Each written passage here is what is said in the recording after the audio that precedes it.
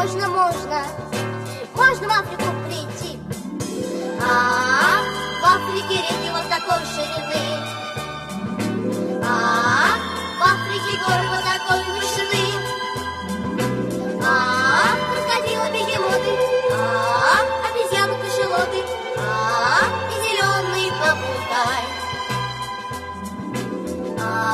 и зеленый попугай.